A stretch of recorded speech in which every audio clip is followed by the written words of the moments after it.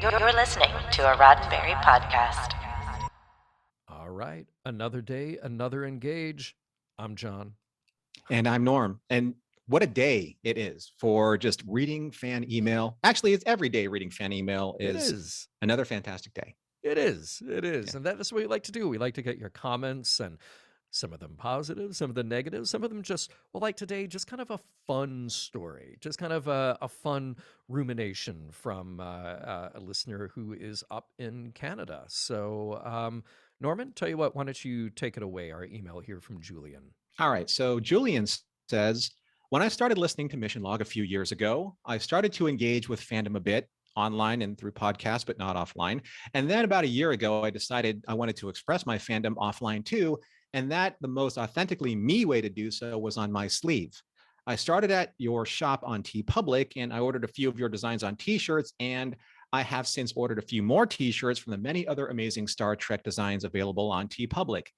I'm an indoor hydroponic farmer in a small city in Canada, local by Ada in Moncton, New Brunswick. Did I pronounce that right?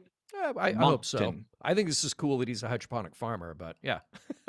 Moncton, New Brunswick. Moncton. We're going to take a road trip up there. Moncton. Or at least Google that and see if I pronounced that Right. right.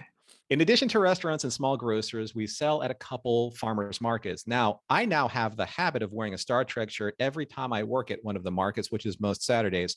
I've been really surprised how many reactions I get from my customers and fellow vendors. It usually starts when I wear one of my more clearly obvious Star Trek shirts. My customer will strike up a brief conversation about Star Trek, perhaps ask me for my thoughts on Discovery, etc. In subsequent weeks, Star Trek might come again, and they might also try to figure out my less clearly obvious Star Trek shirts. I've even received 2 Star Trek related gifts in the last few months. One customer found a stack of old Star Trek comics at a book fair and got them for me. And another found a Trust Me, I'm a Doctor, Dr. McCoy t-shirt at a thrift store and thought of me. And fortunately, it's my exact size.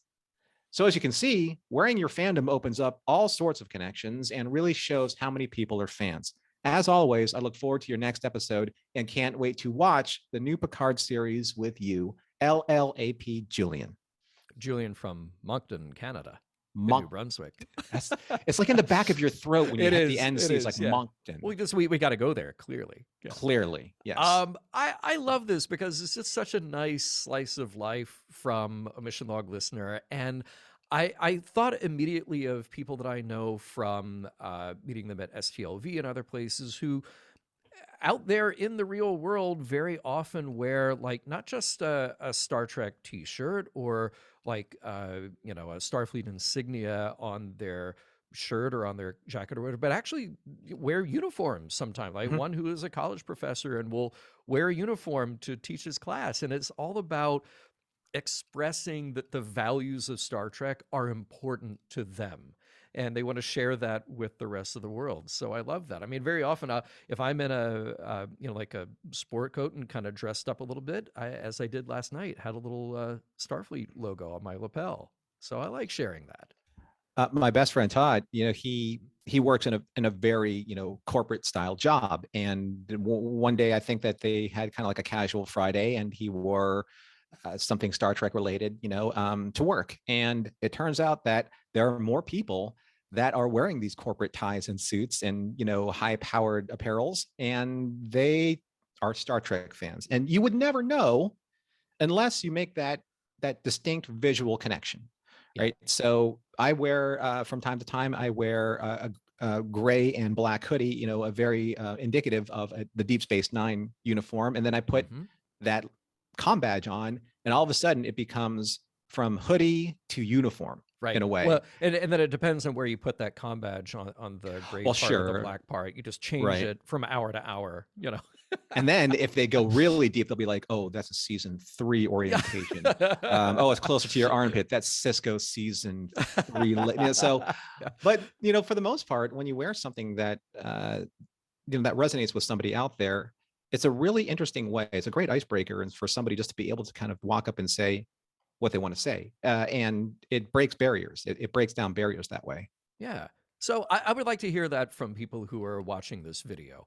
do you wear your fandom on your sleeve? Not everybody does, but I love the conversations that come up from it when there's that bit of recognition, like, ooh, Mhm. I like that pin. I know where you got that from. So tell us, what do you do? Is this an everyday thing for you? Is this an occasional thing for you? And then what kind of reactions does it get for you? So you know what to do. Norman, why don't you tell folks where to join us? Yeah, I mean, we would love to hear your stories about that. We would love to see images about that, how you're going to wear your Star Trek fandom on your sleeve or on your cap or on your backpack, however you want to do it. And remember, if you want to share any of those stories about how you're breaking the ice, how you wear your fandom on your sleeve, you can always send those stories and those comments to us here at missionlog@roddenberry.com. Make sure you subscribe to us because that will let you know when we read these comments on the air here on the Roddenberry Entertainment channel on YouTube. You can find us on Facebook and Twitter at Mission Log Pod. And remember, we may engage with your comments on the air.